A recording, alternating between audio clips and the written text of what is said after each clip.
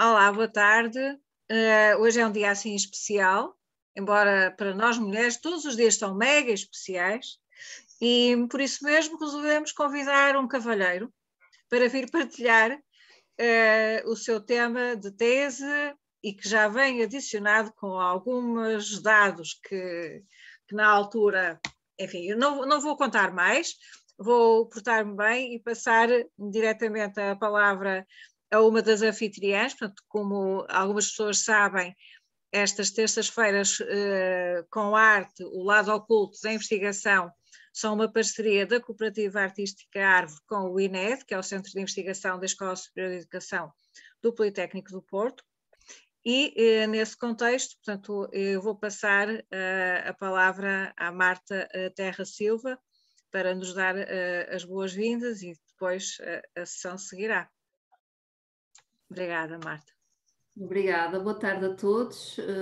Luís, muito obrigada pela presença aqui, por ter aceito este nosso convite. É um prazer para nós poder contar com esta apresentação.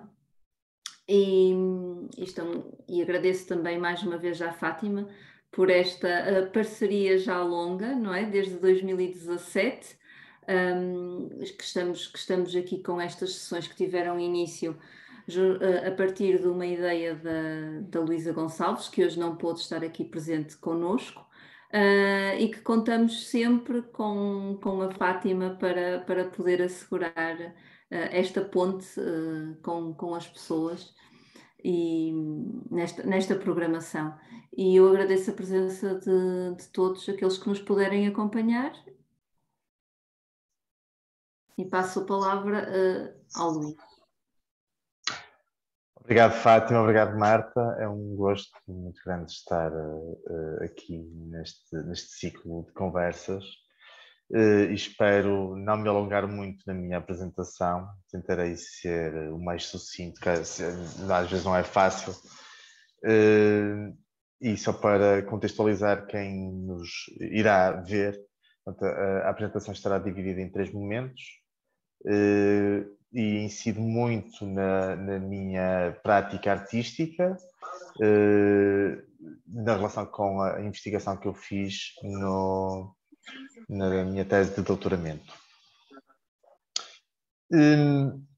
O primeiro ponto tem a ver exatamente com a questão do espaço humano e a estética da iminência. São 2 assuntos que me têm vindo a acompanhar na produção artística.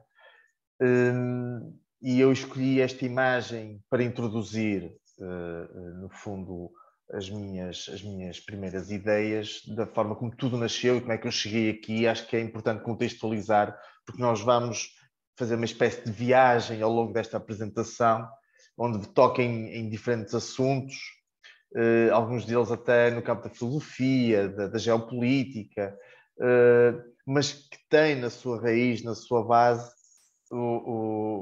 a produção artística e a arte contemporânea. E esta imagem representa uma obra muito famosa da artista Ligia Pape, que foi, no fundo, reconstruída em Madrid em 2011 e que mostra este conjunto de cabeças com um tecido e que, na verdade, eu apropriei-me para tentar ilustrar um pouco aquilo que me tem vindo a incomodar. E, na verdade, tudo começou ainda quando eu era estudante de licenciatura. Eu fiz licenciatura em Artes Plásticas, Desenho, e eu procurava um discurso artístico que fosse para além do desenho convencional e mais tradicional. Como é que eu poderia expandir esse território do desenho? E eu lembro-me perfeitamente de estar num centro comercial em Lisboa, do maior, o Colombo, num domingo. Isto já tinha os meus 23 anos, não, desculpa, os meus 20 anos, portanto, já vai há algum tempo. E eu estava na varanda a ver as pessoas a movimentarem-se num dia com muita afluência, cheio de pessoas, e fiquei impressionado com o desenho que os corpos faziam no chão do shopping. E fiquei entusiasmado, quer pelo desenho, quer pelo facto das pessoas não se tocarem. Portanto, via as cabeças e os corpos a moverem-se e, no fundo, percebi que há um espaço invisível que as pessoas têm e que não deixam que seja invadido, e também, de uma forma inconsciente, procuro não invadir o espaço do outro. E, na altura falei com o meu professor de estética e que tinha uma base de psicologia, que me falou num livro que na altura foi muito marcante para mim, que é A Dimensão Oculta, do antropólogo americano, o Edward T. Hall. Estamos a falar de um livro da década de 60. E eu fiquei fascinado com aquele universo e deu, no fundo, asa que eu fosse construindo um conjunto de trabalhos que refletiam exatamente sobre a noção de proxémia. Tem a ver exatamente com esta noção, esta ideia do uso que o homem faz do espaço enquanto produto cultural específico de uma determinada sociedade. É muito interessante perceber ao longo do livro, e ele fez alguns trabalhos de investigação sobre, por exemplo, como é que os corpos se movimentam e se deslocam e se comportam numa sociedade, por exemplo, como a parte do sul da Europa, ou do sul da América, ou do norte da América, ou, por exemplo, com o Japão, que tem um modo completamente peculiar do relacionamento social e público do espaço. Portanto, as minhas primeiras exposições foram muito neste sentido, de refletir sobre esta questão, mas também pondo em prática algumas destas noções da expansão do campo de trabalho do que é isto do desenho, da prática do desenho na contemporaneidade. Quando eu fiz o mestrado em Práticas Artísticas Contemporâneas na Faculdade de Belas Artes, já trazia estas ideias e procurei amadurecê-las. E, na altura, desenvolvi um projeto artístico em parceria com um engenheiro da Universidade do Minho. Eu já tinha feito, antes deste trabalho, um jogo de computador, e depois tentei amadurecer esta ideia em 2007, que consistia essencialmente em duas questões. Em primeiro lugar, esta questão do corpo que se move na cidade, que se movimenta e que desenha um percurso nas ruas da cidade, e, por outro, a ideia de invasão, que começava a nascer muito, esta ideia de invasão. Como é que nós podemos invadir o espaço do outro, ou, por outro lado, como é que nós nos podemos proteger do outro. Este trabalho veio no seguimento do 11 de setembro de 2001. Foi um momento de transição entre o anterior milénio e o milénio atual, e que, de facto, há uma alteração de paradigma na relação com a forma como nós lidamos com o corpo, com os mídia, com a noção de transmissão de imagens, e que depois veio, como nós vamos ver ao longo desta apresentação, veio alimentar cada vez mais o meu imaginário. Este trabalho partiu da imagem, de uma imagem aérea tirada através do Google Earth, do Ground Zero de Nova York, da zona do atentado do 11 de setembro. E o que eu fiz foi, então, uma manipulação da imagem, portanto, toda a parte gráfica foi eu que a desenhei, com estas imagens mais tridimensionais, e que depois é um jogo que tem 4 níveis e que tem o objetivo de não ser lúdico. E a questão é como é que eu criava um jogo que se afastasse dos outros jogos de plataformas, de computador e de consolas. Então, basicamente, o que me interessava neste trabalho não era só o facto de um utilizador poder interagir com este trabalho, mas o resultado que vinha do ato de jogar. Porque O jogo era perturbador, ou seja, tinha um som, eu coloquei um som propositadamente estridente e que não era nada lúdico e que fazia com que as pessoas desistissem muito facilmente da ideia de voltar a jogar e de continuidade. Mas havia um momento particular do jogo que me interessava, que era quando apareciam as letras Game Over, o jogo estava programado para imprimir na impressora do utilizador 3 desenhos, ou mediante, se tivesse a pontuação máxima, poderia obter cada um dos desenhos. Se tivesse a pontuação mínima, recebia só este desenho, que por acaso não sei se vocês conseguem ver bem, que diz conflito a letras vermelhas, mas se fosse impresso a preto, deixávamos de ter a percepção da palavra. Se tivéssemos a segunda pontuação máxima, imprimiria este segundo desenho e, por fim, a pontuação máxima imprimiria este terceiro, portanto, os 3 desenhos.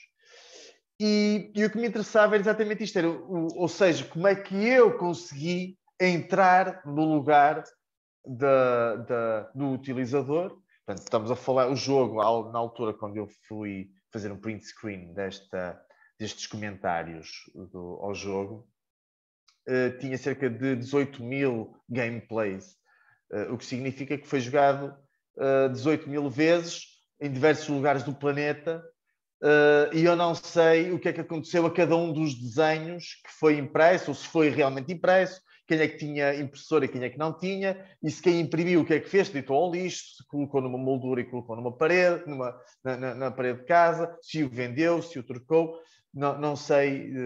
E essa ausência de controle sobre o objeto artístico interessou-me particularmente.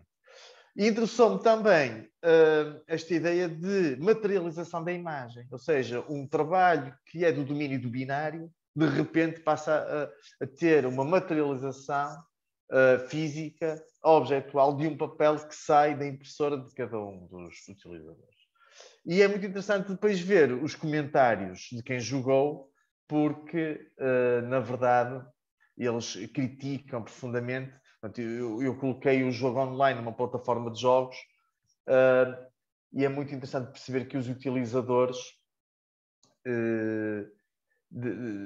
criticam o som e dizem que o jogo não é, na verdade, aquilo que eles estão tradicionalmente habituados a jogar. Isto foi alimentando o meu imaginário. Eu comecei também a relacionar-me com o meu próprio local habitacional, que é Guimarães, e comecei a desenvolver um conjunto de trabalhos relacionados com a minha cidade. E fiz uma exposição na Galeria Reflexos, onde refleti precisamente sobre esta ideia de lugar e do meu corpo e como é que esta ideia de home no sentido de lar que poderá ser a nossa casa, poderá ser a nossa cidade, o nosso país, ou no sentido até no limite mais planetário, e que tem muito a ver até com os tempos que correm, esta ideia dos refugiados, por exemplo, que vivem na sua terra ou que poderão viver num lugar temporário, que são os campos de refugiados, e há campos de refugiados com décadas de existência, há crianças que já nasceram em campos de refugiados, portanto, e que expande esta noção de home e que portanto, no fundo, me interessou também trazer para aqui.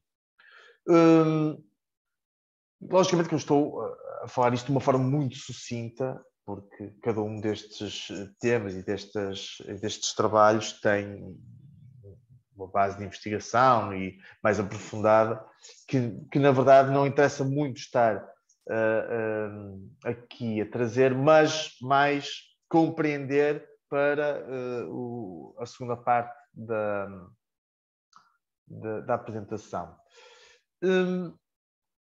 Eu, ainda dentro desta exposição que fiz no Porto, apresentei também um vídeo que tem a ver muito com a questão da iminência do acontecer, a iminência dos acontecimentos. e que também me percorre até os dias de hoje, ou seja, esta atração pelo desastre, mas antes de o acontecer. No fundo, isto tem a ver com um acidente de automóvel que eu tive, em que tive na iminência de me ter provocado a morte, e o que me marcou foi precisamente o momento antes do impacto, a iminência. Esse momento foi o que mais me marcou, e desenvolvi um conjunto de trabalhos precisamente sobre essa iminência, essa possibilidade, ou a morte como possibilidade. Depois veio percorrer alguns dos meus trabalhos, que vamos ver mais à frente, mas eu sugeria também vermos este pequeno vídeo, que tem 2 minutos, e que vem no seguimento deste discurso. Não sei se estão a ver, não estão a ver, pois não? Estão a ver a imagem só Estamos a ver a imagem.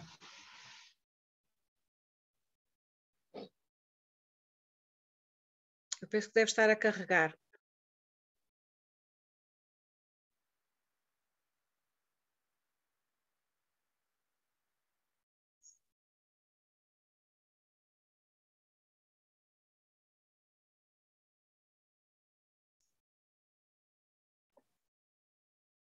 Está muito...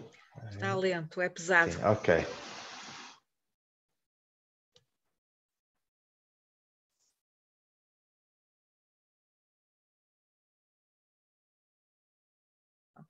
Vamos ver se é possível ver. Sim, deve. Já está. Ok.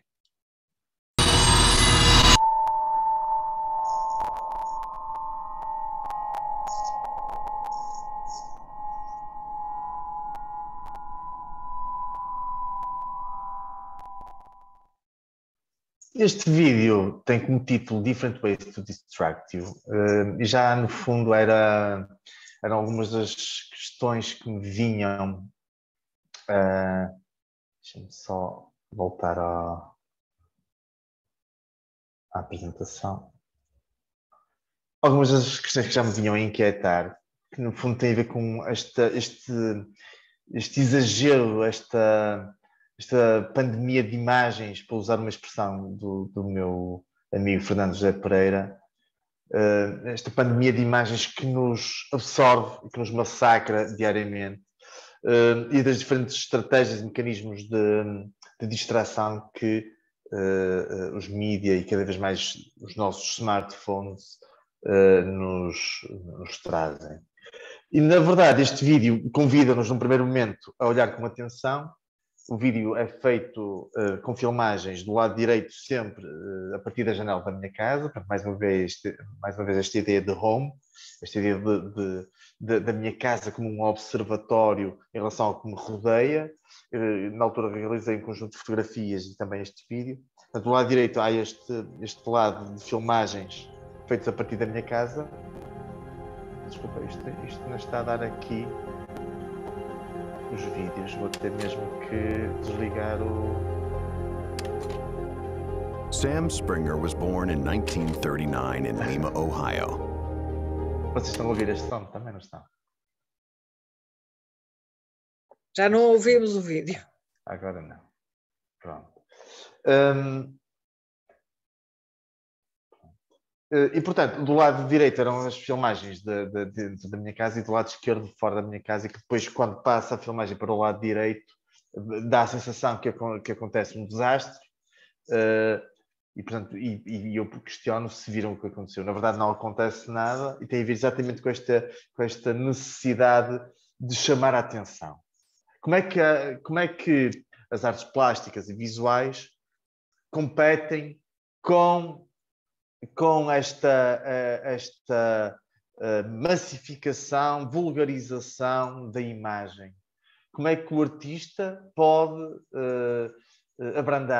fazer abrandar, ou até fazer parar, no sentido de refletir sobre aquilo que estamos a ver? Já na altura, quando fiz este vídeo, em 2008, estava com estas ideias, que depois vieram novamente, mais tarde, aparecer. Em 2012 voltei a realizar um trabalho a convite de Paulo Mendes, para a exposição Collecting Collections and Concepts, uma grande exposição feita na Fábrica ASA, e foi muito bom poder fazer este trabalho, porque foi um trabalho feito especificamente para aqui, a pedido do Paulo Mendes.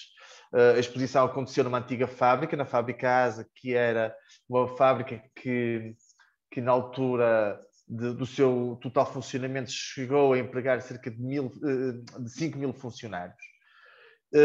E que, a partir dos finais dos anos 90, houve uma grave crise do Val do Ave, que levou à falência de dezenas das fábricas, ou centenas de fábricas têxteis que davam muito emprego aqui a esta gente. E, na verdade, esta exposição vem no seguimento de uma das maiores crises dos últimos anos, em Portugal, 2008, uma grave crise mundial, como nós sabemos, que surgiu nos Estados Unidos e que depois se alastrou à Europa, e que, na altura, no governo de Passos Coelho, houve a célebre frase em que imigrem. Portanto, ele convidava os jovens formados, os jovens licenciados a saírem do país. E isto foi muito forte. E Guimarães era um oásis neste Portugal miserável, porque foi capital europeia da cultura em 2012, quando atravessou uma das maiores crises sociais e económicas dos últimos 20 anos. E quando eu fiz este trabalho, lembrei-me da tal exposição na galeria do Nuno Centeno, do Accidents Are an Exception. Porquê? Porque na altura, quando nós estávamos a montar a exposição, havia uma lâmpada, uma destas lâmpadas tubulares, fluorescentes, que estava aparentemente fundida e estava a piscar. E eu disse, olha, Nuno, temos que trocar a lâmpada, vamos comprar uma lâmpada ali à loja. E nós trocámos a lâmpada e a lâmpada continuava a não acender. E nós voltámos à loja e então o senhor disse, olha, isto é o arrancador, que é de menor potência do que a lâmpada, então a lâmpada nunca chega a acender. E eu achei aquilo tão interessante, ou seja, esta questão, que eu deixei a lâmpada assim na galeria, porque tinha a ver um pouco com algumas das questões que tinha vindo a trabalhar. E depois, em 2012, fiquei com esta ideia alojada e voltei aqui, e o que eu fiz foi uma peça com 44 lâmpadas tubulares, em que o que eu fiz foi alterar então, o arrancador das lâmpadas para menor potência. E o que nós temos são as lâmpadas a tentar acender e nunca consegue. Portanto, esta ideia de um Portugal que tenta constantemente, permanentemente, ano após ano, não é? ligar-se à Europa, não é? Uma Europa utópica, que nós não sabemos muito bem que Europa é que nós imaginamos, ou desta União Europeia, nós achávamos que ia ser a nossa tábua de salvação, e que aqui a palavra só fica acesa quando um dos arrancadores funde.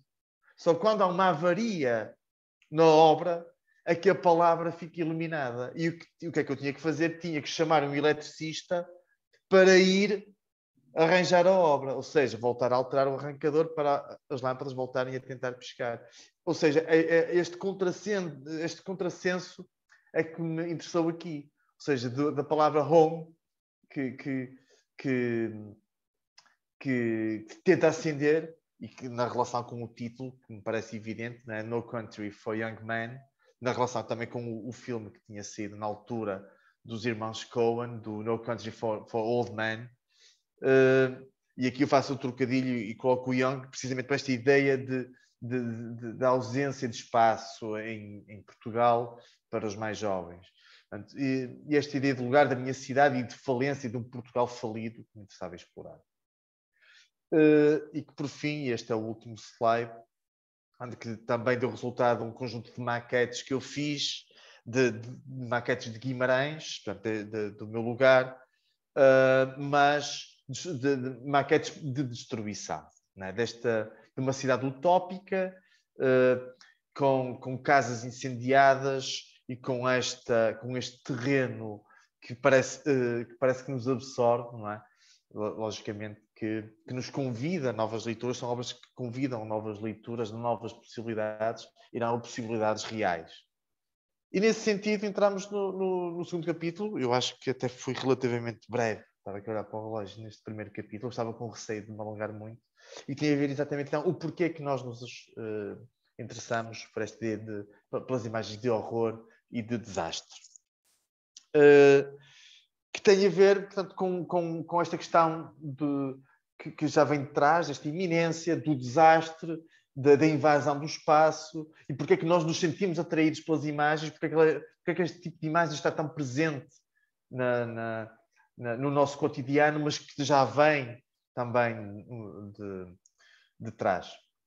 Eu resolvi iniciar este segundo capítulo com esta imagem de um pequeno filme da Victoria Fiore, que fez, na verdade também está relacionado com os tempos que correm e que eu acho muito interessante, fez um filme sobre uma cidade na Sibéria onde vivem cerca de 177 mil habitantes, e é uma zona que tem de exploração minéria e que liberta cerca de 2 milhões de toneladas de gás poluente para a atmosfera todos os anos, o que faz com que a população desta cidade tenha uma esperança média de vida inferior 10 anos em relação aos outros russos, que é muito curioso, e 20 anos em relação aos americanos.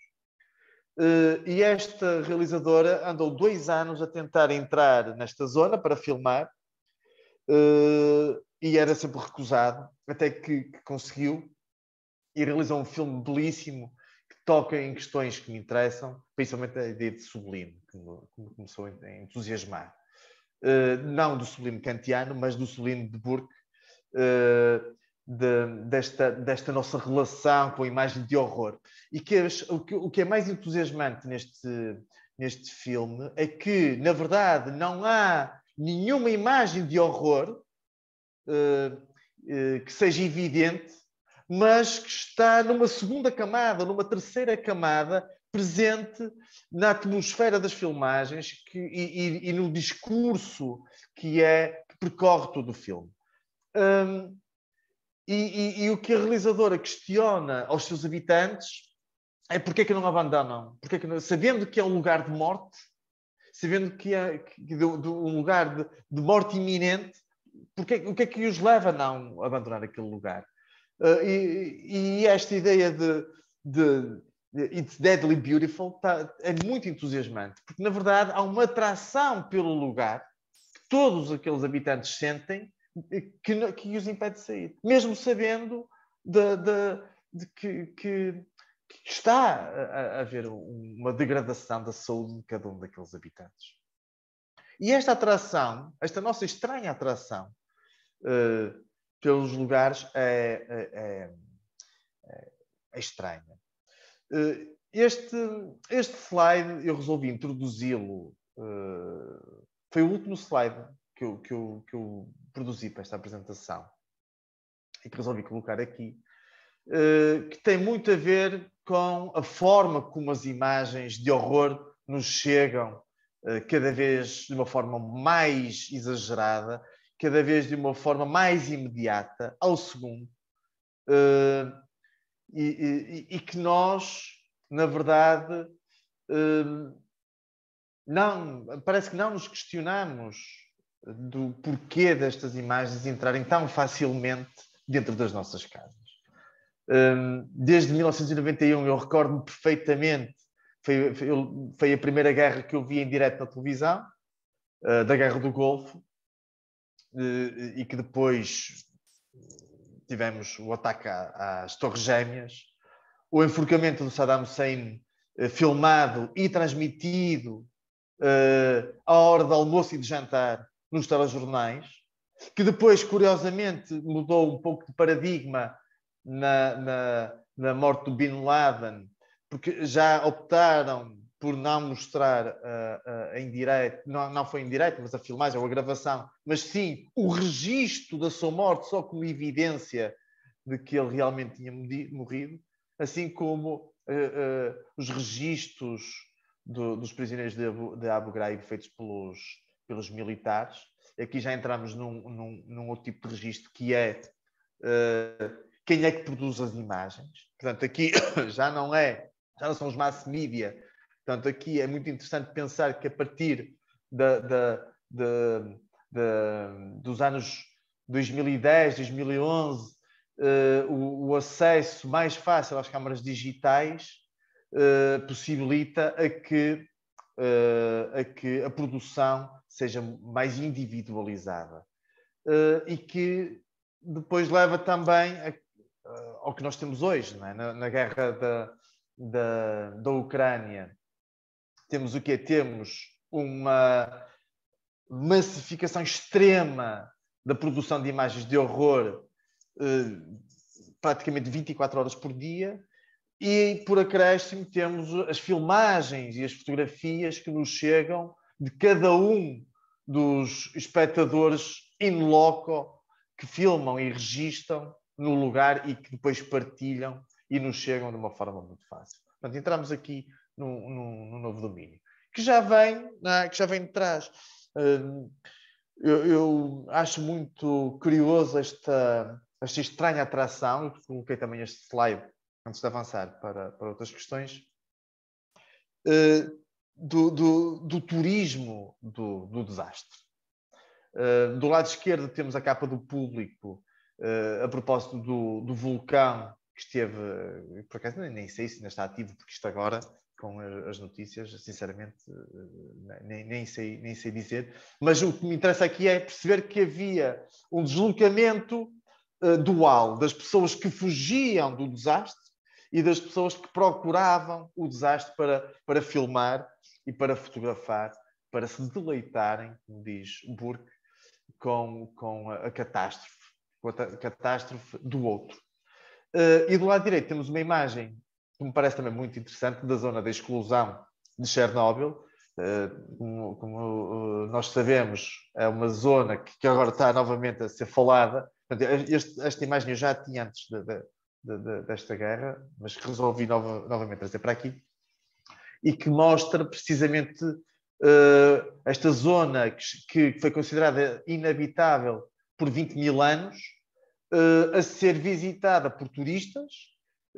Existem agências de turismo que têm excursões programadas para esta zona, e o que nós temos aqui então é exatamente uma fotografia dos visitantes, não é? Este lado lúdico de um lugar de catástrofe.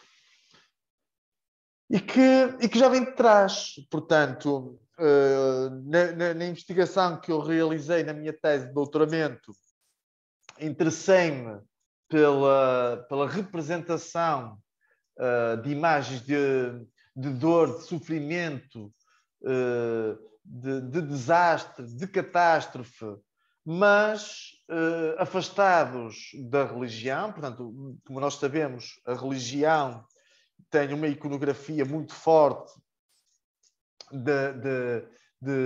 na representação do dor e do sofrimento, e, portanto, eu tentei afastar-me ao máximo dessas questões. Parece-me que uma das primeiras imagens que se afasta verdadeiramente é precisamente a do Peter Bruegel, do Triunfo da Morte, e que depois vai influenciar outros artistas. Logicamente que temos aqui a imagem de Caravaggio, da pintura de Caravaggio e da Artemisia, mas, como nós sabemos, também eram artistas que escolhiam como, apesar de terem uma temática ligada ainda a questões bíblicas, interessa perceber que, por um lado, usavam pessoas, gente comum, para a representação das suas pinturas, e no caso particular da obra da Artemisia, como nós sabemos também, ela foi esta pintura aparenta ser uma clara representação à intenção que ela tinha do homem que a violou, do homem que trabalhava com o pai dela.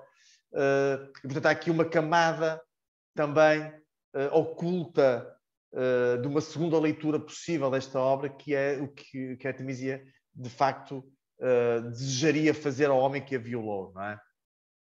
E que continuou, depois de ter sido provado e de ter sido mostrado, de facto, que a Artemisia tinha sofrido com este trauma. O que é certo é que o homem continuou a trabalhar com o pai dela. Portanto, isto demonstra muito o espírito da época também. Mas há outras obras. Acho que o século XIX, com o romantismo, é de facto um momento de transição para uma nova linguagem e para um novo espírito. Nasce a ideia de autor, ou seja, não há preocupação de responder necessariamente a uma encomenda do clero, e o autor começa a registar alguns dos acontecimentos que via na Europa, como as questões da Inquisição, a questão da Revolução Francesa, das invasões napoleónicas, etc, etc. Mas não só. Por exemplo, eu acho muito interessante esta pintura do Manet, do toureiro morto na arena. Foi uma pintura que o Manet sabia que ia ser altamente criticado ao apresentar esta pintura, por mostrar o artista morto perante o espectador, não é? E que demonstra muito o lugar do artista, o artista que se expõe em relação ao público e que se coloca na arena onde é ferido pelo olhar dos espectadores, não é? Também acho muito interessante esta gravura do Goya, não é?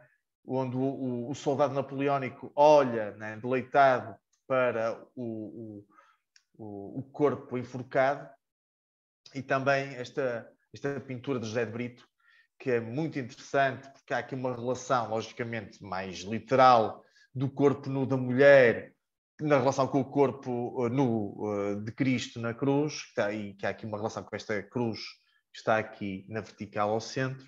Mas o que interessa aqui nesta pintura, para mim, é esta projeção que surge aqui ao fundo, da luz que entra pela janela e que tem a representação dos cristãos a serem devorados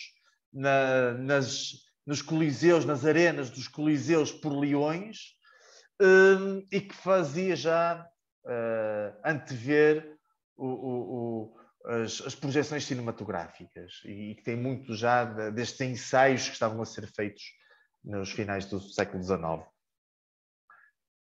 Logicamente, pronto, que a pintura da morte de Marat também, apesar de ser anterior a estas, traz já esta ideia de morte, mas com características técnicas e estéticas e formais até, que se afastam um pouco do que eu tenho vindo aqui a falar. Interessa mais, por exemplo, esta pintura do Guibert, que acho muito potente no sentido do jogo de olhares, do que é visto e do que não é visto, e da relação com o espectador. É uma pintura que tem uma escala humana e que absorve quem a vê, e que mostra precisamente o momento da prece e o momento de colocação das vendas, em que veem os corpos mortos antes dos disparos, não é? E, portanto, o momento do disparo, portanto, o antes e o depois, o momento do disparo não é apresentado propositadamente, que também é interessante. Portanto, depois há aqui outras que já são mais conhecidas, não é? Do Turner, a Jangada de Medusa, também, que nós sabemos que foi muito forte, porque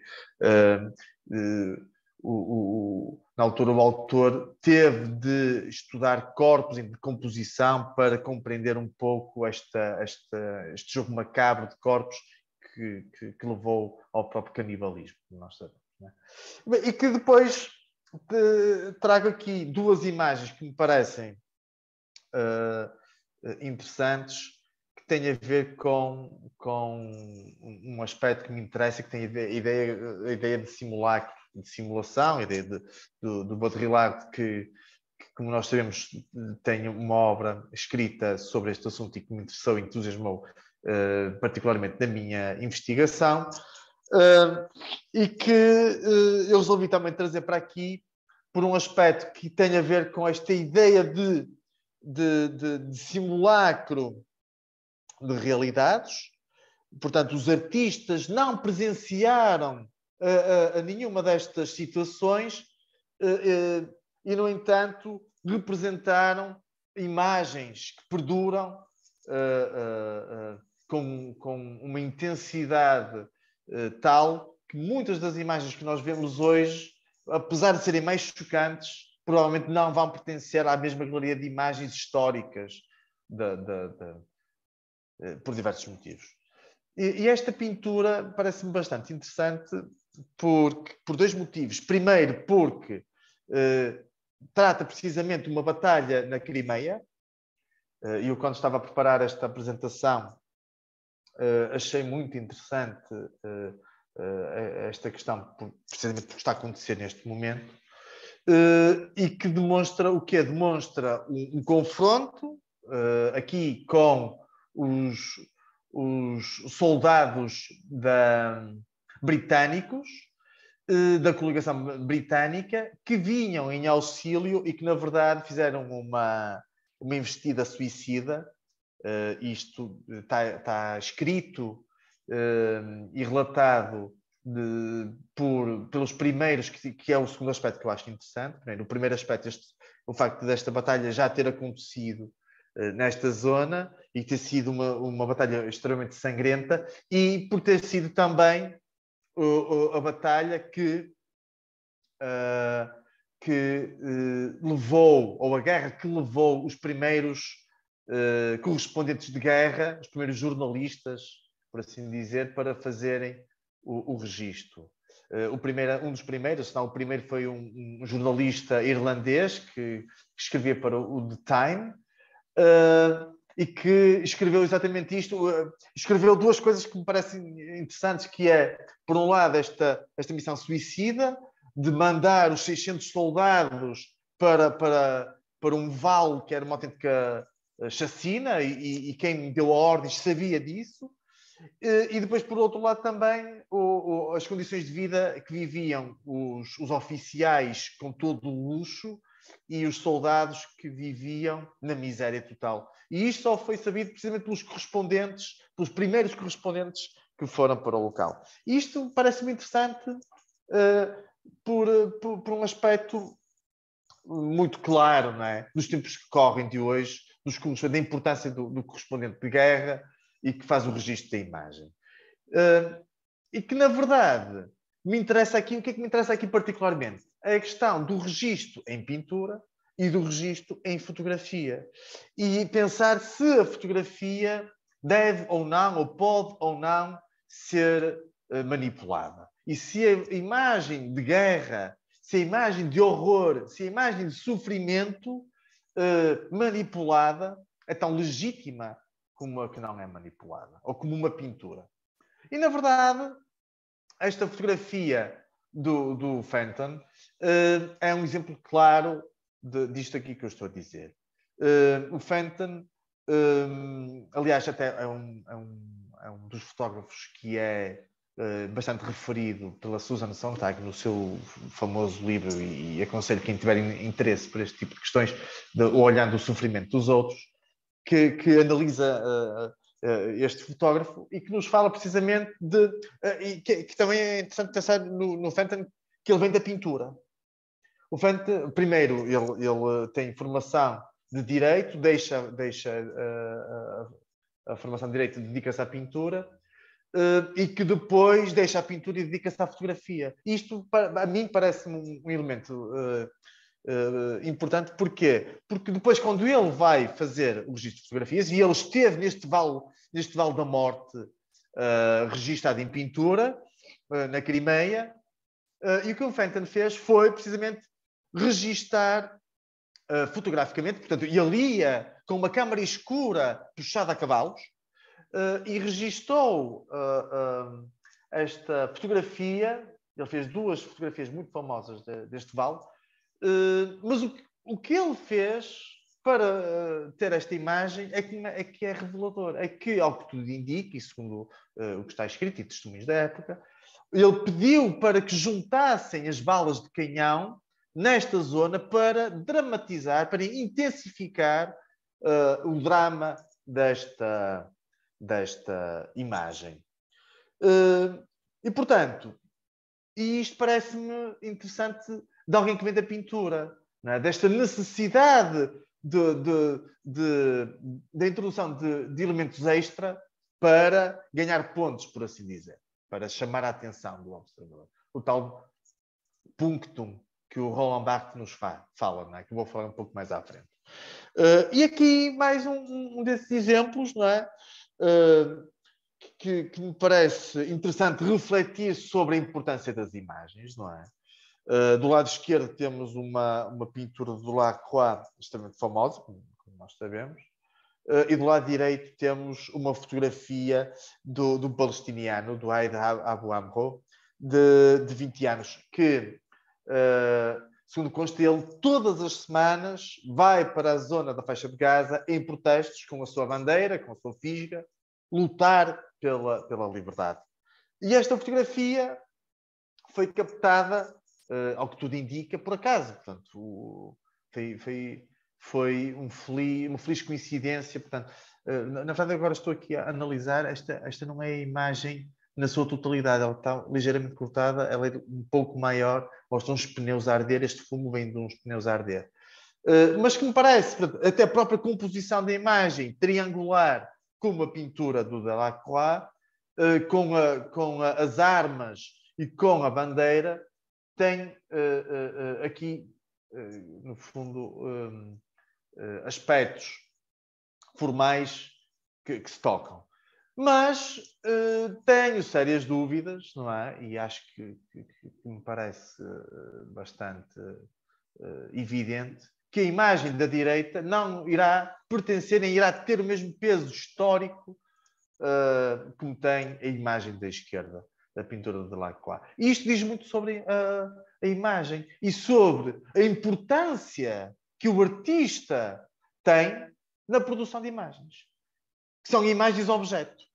O artista o que faz é criar imagens-objeto que são suscetíveis de análise e de interpretações, de reflexões e que ajudam a um maior entendimento sobre determinados assuntos. Os artistas também parece-me que é um assunto que também já sabemos, não é?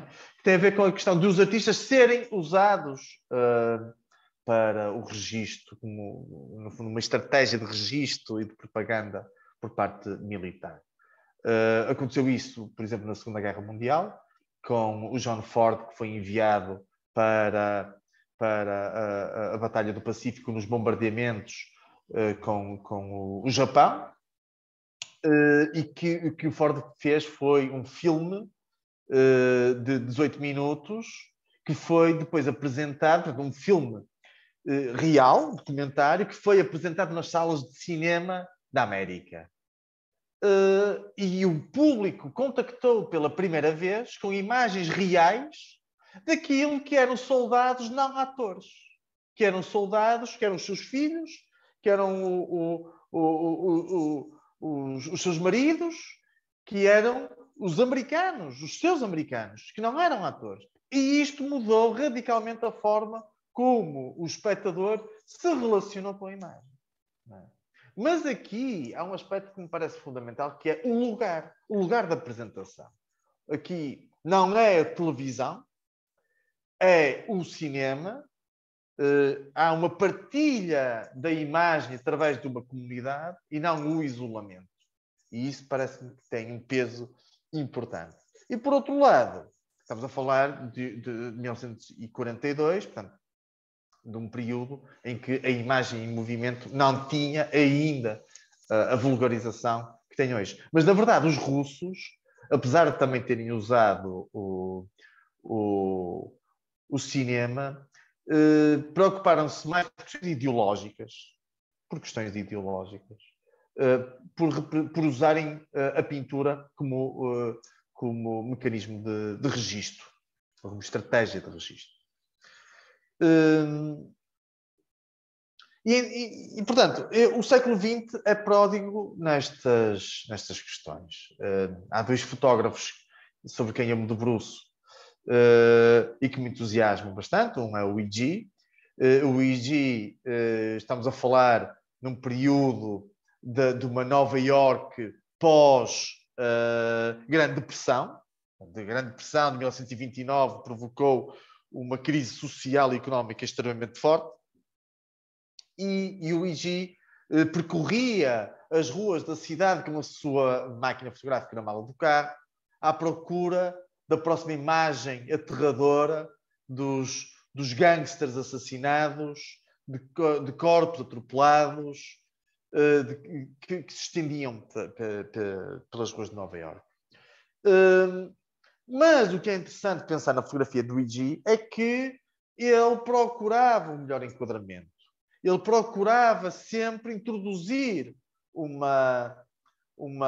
elementos que me parecem fundamentais para, como diz o Barthes, ferir o olhar do espectador.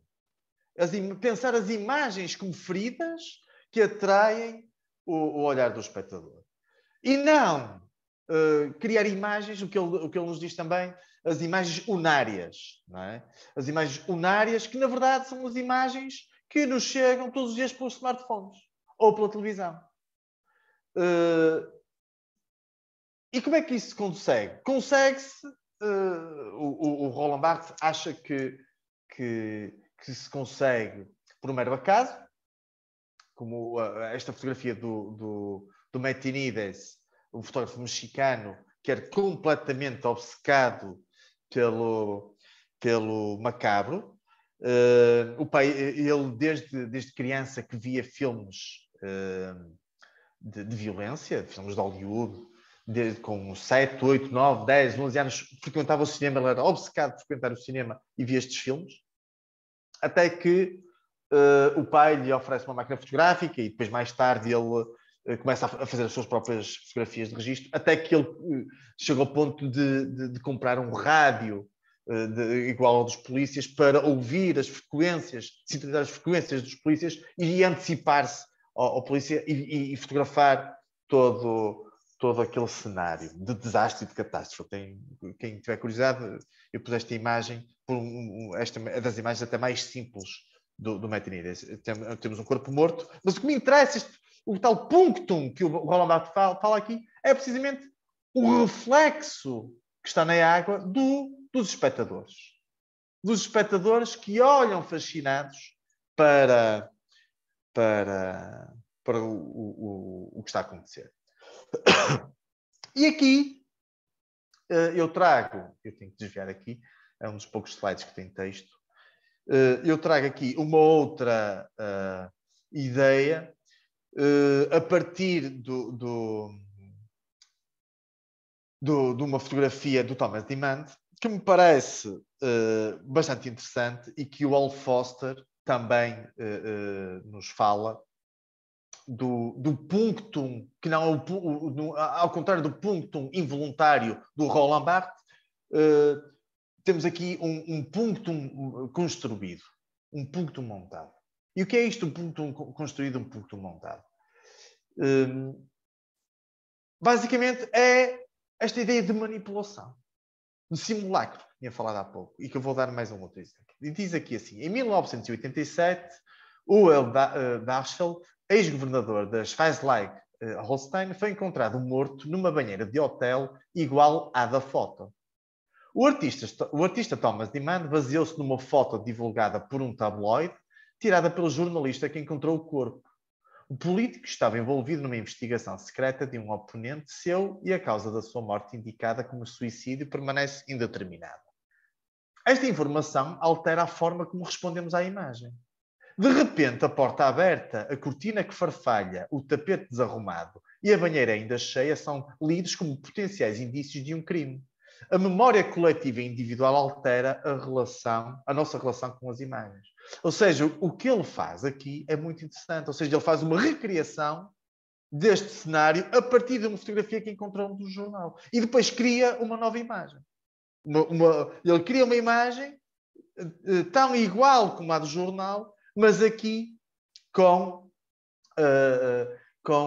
um artifício, por assim dizer.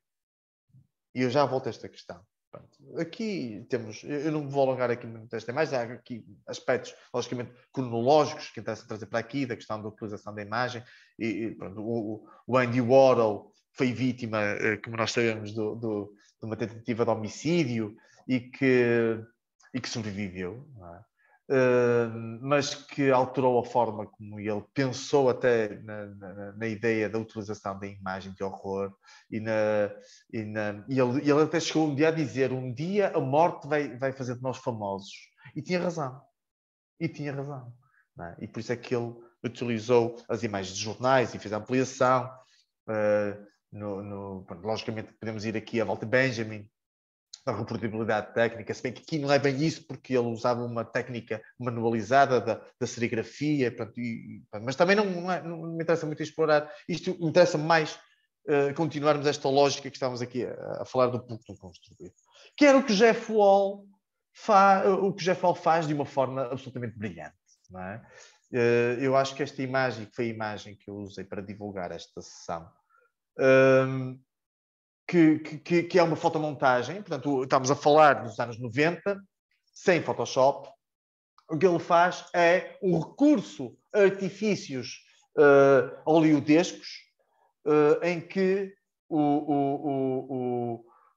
cada um dos cenários, cada um dos planos de horror é feito em separado, e o que ele faz depois é uma montagem. E o que nós temos, basicamente, é esta ideia do soldado morto, ou dos soldados mortos, com as entranhas de fora, não é? Como se isso fosse possível, não é? O soldado morto que se ri, que enlouquece e que olha fascinado aqui para a sua própria orelha cortada, não é? E que aqui, como eu escrevi em baixo, não é? Colocando o espectador ausente da imagem, ou seja, nós, na representação fotográfica. Não é interessante se é verdadeira ou falsa, o que importa é o impacto que ela causa em nós. Não é? Isto vem do seguimento ainda da fotografia do Phantom, não é? Das balas de canhão. Portanto, já no século XIX, esta ideia da manipulação, não é? Para melhor atrair. E, na verdade, esta fotografia provavelmente consegue chocar-nos mais e atrair mais o olhar e provocar-nos maior reflexão do que uma imagem de um fotojornalista, não é? Porquê, na minha perspectiva?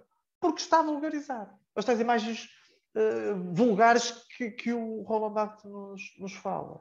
Não é? E é urgente refletir sobre estas questões. Eu escolhi também mais esta imagem, não é? Que acho extraordinária, porque também vem ao encontro de muitos daqueles aspectos que eu falei anteriormente, da iminência do desastre, que não é possível representar em arte.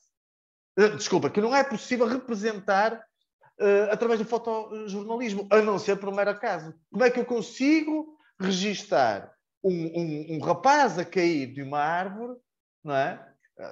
Como é que eu não consigo prever o futuro? Esta ideia de previsão do futuro, não é? Que é a arte que o artista consegue trazer para as imagens e que é muito interessante.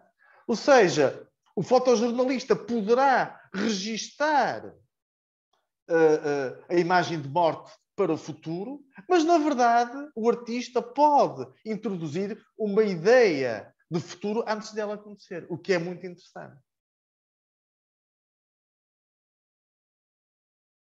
E é por isso que eu acho que esta frase do Roland Barthes me parece muito, muito forte. Não é? Que não é pela pintura que a fotografia participa na arte, é pelo teatro. E por fim, o último slide antes do terceiro, e já vamos... são 7h20, não é? Já vamos bastante longos. Trouxe estas duas imagens para terminar. Ou seja, refletindo sobre como é que o artista pode fazer abrandar. Há um texto sobre estas questões que me parece também do Jorge Agamben, muito interessante, da ideia de inoperatividade das imagens. Tem muito a ver com isto que eu estou aqui a falar e que me parece fundamental trazer novamente para aqui. Ele escreveu isso a propósito de uma conferência que deu em Serralves aqui há uns anos, e que eu vou então terminar com estas duas imagens. Do lado esquerdo temos uma fotografia do Michael Wolff. O que é que o Michael Wolff fez? O Michael Wolff, ele é fotógrafo e fez um trabalho de pesquisa de milhares de horas em frente ao computador no Google Street View. Como nós sabemos, os carros da Google percorrem as nossas cidades com aquelas câmaras no tejadilho a fazer fotografias 360 graus e que registam tudo, portanto, as ruas, mas também o que acontece nas ruas. Não é? E o que o Michael Wolff fez foi procurar incessantemente, de uma forma obsessiva, por momentos de acaso, de acidentes que aconteceram e que foram captados de uma forma casual pelos carros da Google.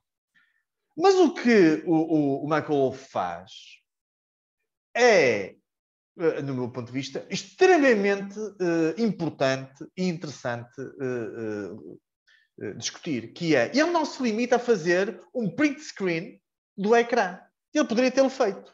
Não, o que o Michael Wolff faz é montar uma máquina fotográfica num tripé em frente ao ecrã e fotografa o ecrã, como vemos, nós vemos ali o ponteiro do rato, não é? A setinha, e vemos também os pixels do ecrã. E esta materialidade que ele depois imprime, não é? A fotografia, imprime a imagem sobre papel, não é? Em alguns casos transforma em caixas de luz e de repente temos imagens de objetos. Imagens que ele se apropria e transforma em objetos de arte. E do lado direito temos o Thomas E. Shorn. O Thomas E. Shorn fez uma exposição, nós estamos habituados às instalações de transformação dos espaços do Thomas E. Shorn, com recurso aos diversos materiais, mas esta exposição parece-me extremamente interessante trazer para aqui. O que é que ele faz? O Thomas E. Shorn apropria-se de imagens de horror, mas faz precisamente o inverso dos mass media. O que é que os mídia fazem? Fazem a pixelização da zona da ferida. Ocultam a ferida, ocultam a identidade, ocultam o corte, ocultam tudo aquilo que aparentemente pode chocar. E o que o Thomas E. Shorn faz é precisamente o inverso. Oculta tudo o que está à volta e mostra a ferida, mostra o que nos perturba. E ele faz isto com um processo manual. Ou seja, cada um dos pixels é colado manualmente. Não se limitou a trabalhar digitalmente. Ele introduz esta manualidade, esta plasticidade, que transforma, mais uma vez, esta ideia de imagem em imagens de objeto. O que me parece bastante importante refletir. E entramos no último capítulo, Fátima. Eu vou ser, prometo mesmo, muito breve. E foi isto que... Tens tempo. Foi isto que entusiasmou a minha exposição e a minha investigação. Portanto, tudo isto tem a ver com o aspecto teórico da minha investigação na tese de doutoramento, que depois resulta num conjunto de trabalhos práticos. E o que é que eu fiz? Eu fiz um trabalho de investigação sobre as imagens e sobre os acidentes, mais uma vez voltando à minha cidade, como tu viste no início da apresentação. Por isso é que era importante a primeira parte da apresentação, portanto, esta minha relação com o lugar e com o meu lugar. E eu comecei por fazer um trabalho de pesquisa sobre, eu vou pôr aqui, vou avançar um bocadinho, um trabalho de pesquisa sobre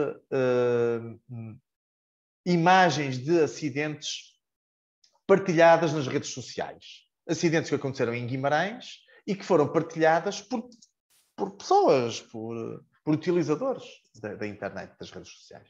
Então, num primeiro momento, apropriei-me dessas imagens. E depois transformei as imagens em desenhos. Logicamente que interessou-me, eu não escolhi todas as imagens, interessou-me algumas delas. Eu particularizei estas três por três motivos muito, e eu vou tentar ser breve. A do lado esquerdo, porque me interessa esta ideia do vidro, do para-brisas como ecrã. Nós vamos dentro do automóvel e parece que tudo nos surge através do ecrã. E esta fotografia, e depois esta ideia de moldura, não é? A do meio, porque é a única imagem onde aparece a presença aparente da figura humana, em nenhuma das outras aparece, em que na figura do meio temos a sombra do corpo que fotografa. E a terceira, esta aqui, que tem a ver esta noção de tempo. Portanto, há um momento do presente, do registro do carro a arder, o momento do passado, que está representado no espelho, e depois a ideia de futuro, que é o carro em andamento. E então transformei estas imagens, portanto, do domínio do binário em imagens matéricas de grafite sobre papel.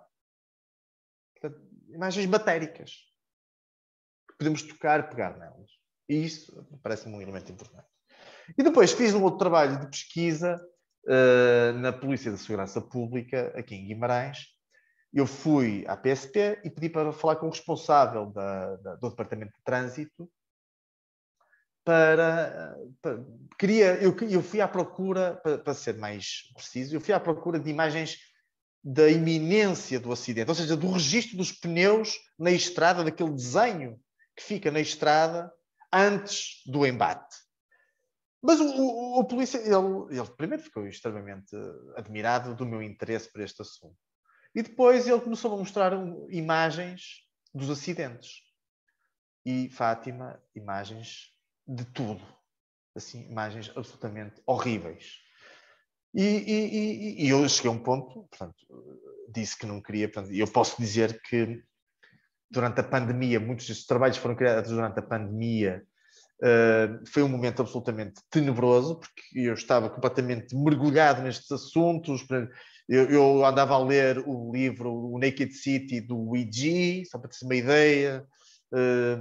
Andava a ler o Burke, eu fazia questão do mesmo processo musical que me acompanhava, também ser, por exemplo, o Nick Cave, do álbum Ghostin, que era sobre o filho que tinha morrido. Portanto, havia aqui um conjunto, e isto estava-me a perturbar, na verdade. Houve um processo criativo que eu precisei de mergulhar para criar algo com densidade. E depois o que eu pedi a esse polícia, então... eu não pedi, ele é que disse que eu poderia trazer as imagens que quisesse. E então eu escolhi algumas imagens fotografadas pelo polícia e que de alguma forma me causavam o tal estranhamento, esta tal atração do sublime burkiano que falava há pouco, não é? E esta é uma delas. E que, na verdade, também joga com o Baudrillard da ideia do simulacro e de simulação. Ou seja, nós olhamos para esta imagem e não sabemos se é um simulacro, não é? Ou se é real. E infelizmente é uma fotografia real, mas que é estranhamente há uma certa beleza pelas cores, pela composição, pelo enquadramento que nos atrai. E esta é a imagem que abre a exposição. Que depois temos os desenhos, temos um vídeo que eu não vou mostrar porque tem 4 minutos, mas só para teres uma ideia, é um vídeo que toca em muitos destes aspectos. Este corpo foi filmado por trás, nas ruas de Tóquio, e que e o que eu pedi à atriz foi que nunca se deslocasse, que andasse sempre em frente e que nunca se deslocasse das outras pessoas. Então o que nós vemos é o corpo a embater os outros corpos. Depois com outras imagens que não... Portanto, esta ideia de invasão permanente. Não é? Mais uma vez aqui eu vou à raiz dos meus primeiros trabalhos de 2001, 2002, 2003. Acho que aqui está, no fundo, um pouco o resumo de tudo. Esta ideia do espectador, pelo mórbido, que aparece no desenho, e depois este desenho enigmático do Por Favor Move, que na verdade foi o último desenho a ser feito.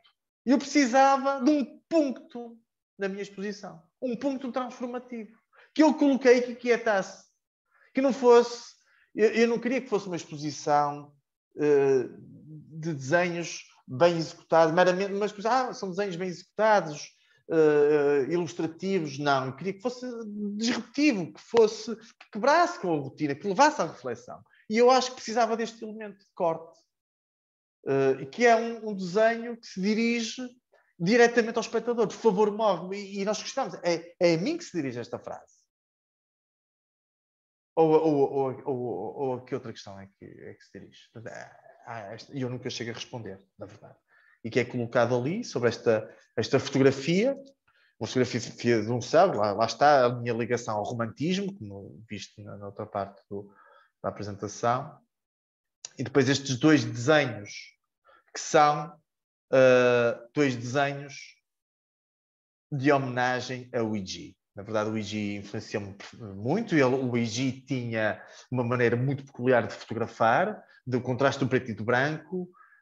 Há quem o compare até a Rembrandt, que é muito curioso, pela luz, pela utilização da luz, que era a luz do flash, no caso do Rembrandt era diferente, mas que eu depois transporto para o desenho, anulando o que não interessa e trago apenas a ideia do corpo. O João Sousa Cardoso escreveu-me um texto sobre esta exposição, que eu espero lançar em breve. Estou a trabalhar nisso com a Raquel Guerra, um livro que está praticamente fechado sobre esta exposição. E o texto do João Sousa Cardoso sobre estes desenhos é absolutamente... tocou-me imenso, porque ele tocou em aspectos que eu não cheguei lá, e isso é muito interessante ver depois também a perspectiva exterior, né? Da relação do corpo que está virado para cima e do corpo que está virado para baixo, por exemplo, da relação com o olhar e com o espectador, do que mostra e do que não mostra. E é muito interessante. Mas que, na verdade, eu trago aqui também outras questões que têm a ver com o Dead on Arrival, que é o morto à chegada, e esta ideia do turista, não é? Que tem muito a ver também com os tempos que correm e da morte do turista, da morte do turismo, que são outras camadas que eu introduzo através dos títulos, mas que na verdade são imagens que servem precisamente para fazer abrandar. Do corpo morto que nos entra, que nos massacra diariamente, mas que aqui é apresentado de uma forma estática, de um desenho sobre papel, desenhado minuciosamente durante longas horas, e que convida o espectador a abrandar e a refletir sobre o corpo, sobre a morte, sobre a dor e o sofrimento do outro. E que não façamos disso um objeto de consumo. E que não vulgarizemos, porque é isso que me parece que está a acontecer, não é? Depois aqui estes desenhos do automóvel como corpo, interessa-me esta ideia do automóvel como corpo, e por isso é que eu não apresento o corpo aqui, mas sim o automóvel, mais uma vez, e que depois termina com mais uma fotografia da PSP colada sobre um para-brisas, e que é muito interessante pensar em quê? Em pensar que nós criamos uma relação com esta imagem através da ficção. Através dos filmes, das séries, tipo, por exemplo, o CSI, né, que nos dá este elemento do círculo branco e do número amarelo, que nos indica que é uma zona de crime, não é? Ou seja, a realidade é-nos dada pela ficção. E isso também me interessa trazer para esta exposição. E é isto. Fátima, e olha, alonguei-me mais do que imaginei, mas tentei, juro, eu tentei ser mesmo sucinto, mas às vezes não é fácil. Obrigado. Não, eu é que quero agradecer-te imensamente e podias continuar. Mas, enfim, é de uma densidade tremenda aquilo que partilhaste conosco, e acho que vai repercutir e reverberar e na verdade que temos talvez depois fazer uma sessão em que se possa, com algumas pessoas, até problematizar de uma outra forma a tua partilha. Eu estava a ver Sim. aqui no bate-papo, mas não há nenhuma pergunta. Não sei se posso fazer eu uma outra pergunta. Ou Se não perguntas, está ou cansado, comentários, ou comentários, pronto, Sim. enfim, assim um mix, mas sem te cansar. Enfim, bom, na realidade agradeço mesmo muito, acho que foi de uma densidade grande, repito, quer dizer, já me estou, na verdade, a dizer as mesmas coisas por outras palavras, e foi muito surpreendente. E há um aspecto pronto, que eu senti de alguma maneira, ou não sei se foi alguma projeção, projeção, introjeção, por aí adiante, porque com as devidas proporções, porque não tem nada a ver com a tua situação, digamos que pode ter desencadeado também esta investigação, ou uma das questões, mas na verdade até que ponto é que quando nós estamos num contexto de pesquisa e de investigação, portanto, em que estamos a posicionar-nos de uma maneira que pretende ser lúcida, objetiva, rigorosa, entre aspas, desapaixonada, em que tentamos, no fundo, que a nossa subjetividade esteja um pouco em suspensão, mas na realidade, e agora não é a questão, quer dizer, é o teu caso e é o caso, se calhar, de muitas pessoas, mas acabamos por ir procurar e temos empatia com temáticas ou com conceptualizações que nós sabemos que vão ter um impacto e que, nomeadamente, nos podem, entre aspas ou sem aspas, agredir. E que muitas vezes, não sei como é que, se isto tem alguma lógica para ti, mas, no fundo, nós estamos a sair da nossa zona de conforto, porque eventualmente podemos deixar-nos impregnar pela repercussão de memórias vividas, sejam elas mais reais ou mais imaginadas, não é? Mas precisamos, efetivamente, de trabalhar, pronto, é um pouco catártico, numa certa perspectiva. Completamente. Enfim. Olha, Fátima, eu já tinha feito, eu antes deste doutoramento, tinha feito 2 mestrados. Sim, e na verdade disse a tua formação a nível dos mestrados. Eu não estou a dizer isto para me gabar, atenção, porque isso na verdade não interessa nada. Pronto, aqui. Mas já agora, se me permites só elucidar quem nos está sim. a ouvir e a ver, há um mestrado que é no ensino das artes, sim. Não é? E visuais, e foi feito na Faculdade de Psicologia e das Ciências da Educação da UPI, e há um outro mestrado que tu fizeste em práticas artísticas na FEMAL. Certo. E fica aqui a informação. Certo. Mas porquê é que eu referi isso? Eu falei nisso na altura da defesa da tese. Porque, na verdade, a minha tese, como eu já tinha feito 2 trabalhos de investigação e como já tinha escrito as outras 2 teses, eu senti uma necessidade natural de procurar outros métodos de investigação, outros métodos de criação e, particularmente, outro método de escrita. Só para teres uma ideia, no segundo capítulo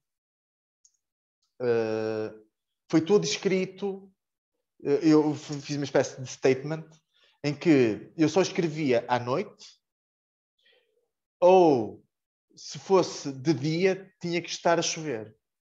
Isto numa relação conceptual, como é evidente, com questões do romantismo que me interessavam explorar. E mesmo a parte da banda sonora também eu ouvia sempre Nick Cave durante o processo de escrita. E logicamente que eu não disse isso na tese, mas falei sobre isso na defesa, que há um lado pessoal que está na escrita. Está na escrita, nas palavras, de dor, de traumas, e que eu senti necessidade de trazer essa dor e do trauma para a escrita, que não é evidente. E, na verdade, só quem me conhecer de uma forma muito íntima e que poderia eventualmente perceber. A ideia do acidente, mas também da morte como possibilidade. Porque eu tive duas vezes infectado com Covid. E uma delas foi no início e eu estive bastante mal. E tudo isso me deixou num processo absolutamente angustiante. E essa angústia, que depois se desenrolou pelo tipo de leituras que estava a fazer. A ler Hannah Arendt, não é? Ou a ler a Susan Sontag, ou a ler, sei lá, o I.G., o Burke, sei lá, podia estar aqui a dizer um conjunto de livros. Há um conjunto de livros que são aqueles livros que me acompanharam durante um longo processo. E depois o processo de criação, em que eu desenhava, portanto, naquele período de isolamento, em que eu ficava até às 3 ou 4 da manhã a desenhar compulsivamente desastres e tinha sonhos com este tipo de coisas. O meu orientador, o Pedro Pousada, eu tenho 2 orientadores, era o Luís Quintais e o Pedro Pousada, porque me interessou também o Luís Quintais, porque vem da antropologia, mas também é poeta, e o Pedro Pousada, porque vem das artes plásticas, mas também tem um conhecimento muito amplo de questões mais da raça à filosofia, etc. E interessou muito isso. E o Pedro Pousada, a dada altura, disse-me: Luís, chega, estás a precisar de mudar, porque eu estava a entrar num processo muito negro. E eu acho que eu não teria conseguido escrever e investigar sobre, e como visto, há uma densidade uma carga pesada em tudo isto, não é? Mas eu acho que não conseguiria fazê-lo se não tivesse dado esse mergulho, sabes? E, portanto, ao contrário e por isso é que eu estava a falar dos outros dois, que eu acho que não tinha, de forma alguma, portanto, nem se compara, o grau de profundidade que dei neste projeto de investigação e nos outros dois. Portanto, e isso...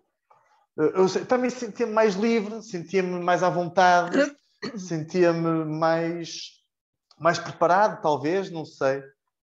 E acho que foi tudo um processo natural.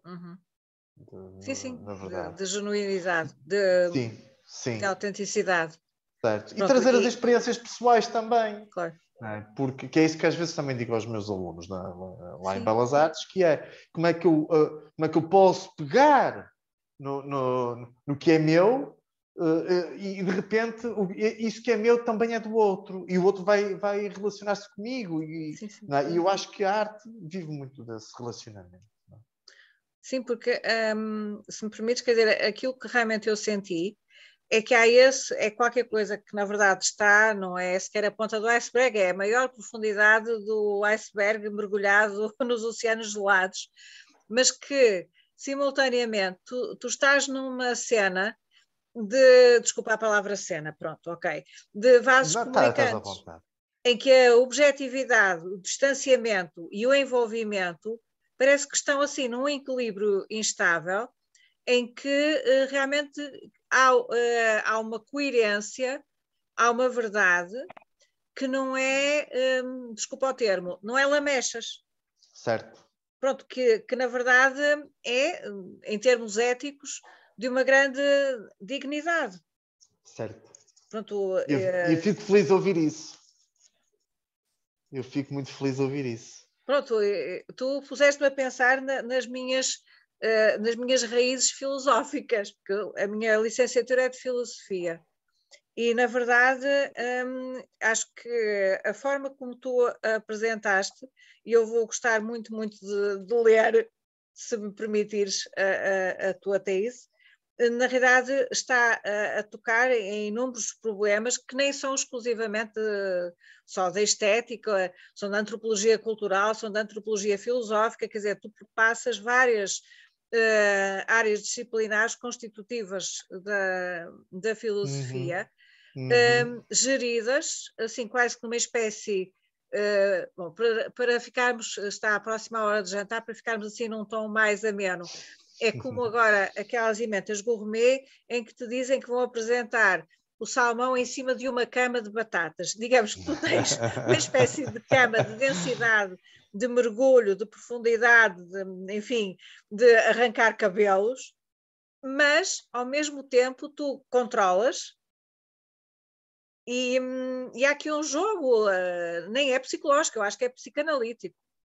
Pronto, enfim, e há uma coragem gigantesca. Uma coragem e uma dignidade que, na verdade, eu acho que realmente foi uma sessão muito, muito especial que eu tenho que te agradecer com toda... Obrigado, Fátima. Agradeço imenso as tuas palavras. Porque, ou seja, não é só aquela questão do Burke, daquilo que é o delightful horror. Quer dizer, mas tu vais à densidade ontológica disso. Não sei, ou tivesse... Ainda bem, porque era exatamente esse o objetivo e às vezes nós não sabemos se conseguimos atingir o objetivo ou não é? Mas ouvir isso de ti é ótimo e fico extremamente feliz e agradeço mesmo de fundo do coração, Fátima, porque tu sabes como é este processo de escrita e de investigação nestas coisas e às vezes é uma batalha porque não sabemos, não é? Quando eu relia e lia, depois voltava a reescrever o que tinha escrito, não é? E depois fazer uma nova leitura e tinha que voltar àquele texto porque afinal, não é? E esse processo é um processo doloroso. Eu já nem falo do processo artístico. E redentor, ao mesmo tempo. Também. Quer dizer, e digamos, e que nós temos o benefício de o teres feito. Pronto, egoisticamente falando.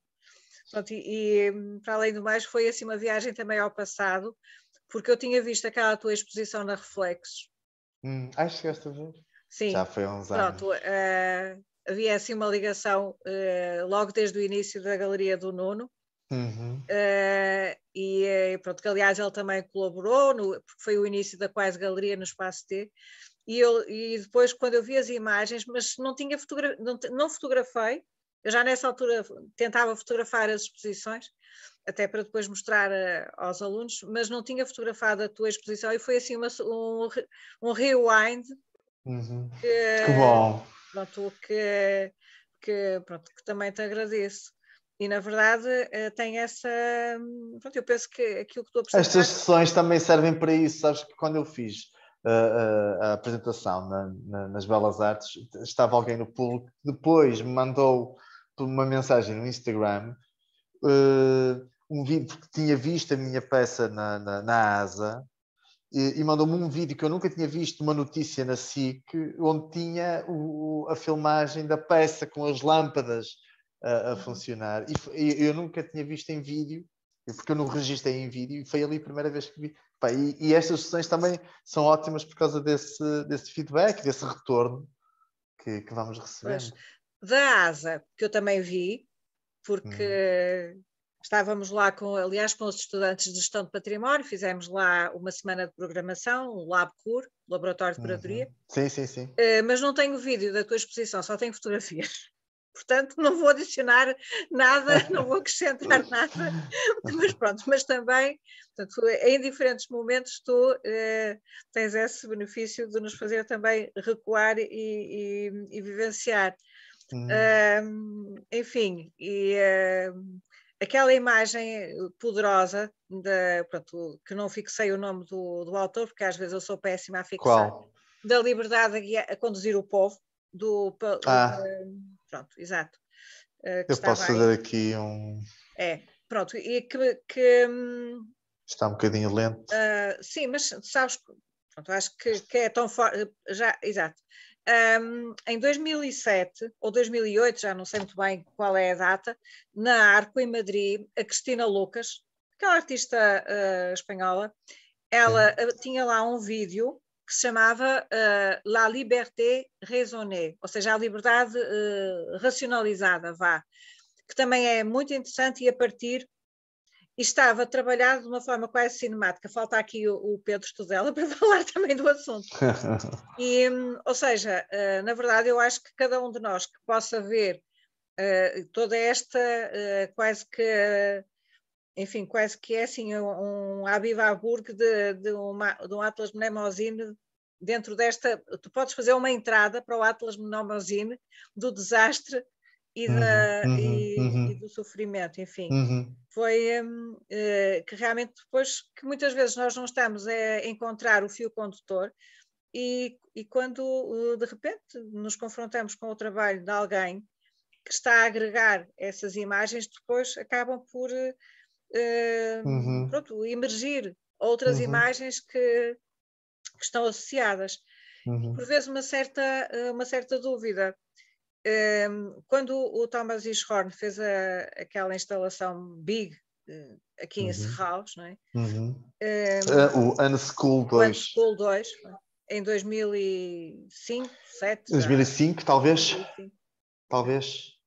Pronto, e eu fui lá com diferentes grupos de estudantes e pessoas de várias idades e lembro-me que a certa altura havia aquelas imagens do famoso Hotel Democracy. E as pessoas ficavam por vezes um pouco surpresas, porque realmente havia toda essa dimensão, aliás, que documentaste das instalações do Thomas Hirschhorn, que eu não vou estar aqui a repetir, e de repente eram confrontadas com aqueles rostos ensanguentados, portanto, de uma maneira muito crua, que quase que é o oposto talvez de uma certa grupo de imagens que tu aqui trazes, que são muito mais, como aliás disseste e muito bem, há camadas de desvelar e que por vezes acabam por... depende. Às vezes é importante para nos fazer abrandar, não é? Que é isso. Que é isso. Porque, na verdade, este tipo de imagens da pintura, da história da pintura, já nos mostraram um pouco isso. Quer dizer, o que é que nós hoje, não é? Na arte contemporânea, que camadas é que nós podemos introduzir de novo? Não é? Vejamos isso. Por isso é que eu acho que... voltando aqui, por exemplo, acho que o Jeff Wall é um ótimo exemplo disto que estamos aqui a falar, ou mesmo o próprio Michael Wolff, vale a pena ver também as outras imagens. Eu escolhi esta porque vê-se o pormenor do rato e dos pixels, mas ele tem um conjunto de imagens de acidentes absolutamente brutais e que de facto fazem-nos pensar sobre isto que tu estás a dizer, não é? Está aqui a Carla Cruz. Carla, não tenhas receio em ligar a câmara e o micro, gostávamos de te ouvir e de te ver. Olha, eu posso dizer que o Chay, que é o António Fernando Silva, ele está sem câmara, porque é um colega da ES, que provavelmente conheces, e ele está numa residência artística com os estudantes e já me disse que não tem... portanto, o Wi-Fi suficiente para ter a câmara ligada, está na Marinha Grande. Mas podiam questionar e comentar também, estejam à vontade para interagir aqui com... Pronto, nos arquivos da Carla, eu permito-me dizer que pronto, a Carla Cruz trabalha no arquivo histórico, na Casa do Infante. Quantas histórias destas não estarão lá narradas por palavras? E... Tens de pegar o micro, não se ouve. Está sem som, Carla. Eu adorei a apresentação, acho que foi muito interessante. Obrigado. Coisas que eu aprendi também, lá está. Vamos sempre a aprender completamente. Coisas que eu desconhecia, eu adorei imenso. Tenho pena de ter entrado um bocadinho tarde, porque sei do trabalho, é complicado, mas gostei muito. Muito obrigada. Obrigado. E vamos ficar, ainda vamos ter que editar o vídeo, não é? Mas depois o vídeo vai ficar... Pronto, há aqui uma mensagem do António Fernando Silva que diz: estou a acompanhar com muito interesse, mas às vezes, mesmo sem câmara, perde o som. Pronto, era aquilo que ele já me tinha alertado antes, e parabéns. Portanto, está também a transmitir os parabéns. Foi obrigado, muito riquíssima obrigado. esta sessão, e acho que depois vai haver assim umas pessoas que vão ter imensa sorte de poder ouvir, não em direto, mas nesta gravação que será colocada no canal YouTube do INE Investigação. E muito, muito obrigada. Obrigado eu, Fátima, mais uma vez. Obrigada a todos convite. E até muito breve. Muito obrigada. Obrigado. Obrigada. Boa noite. Boa noite. Obrigada.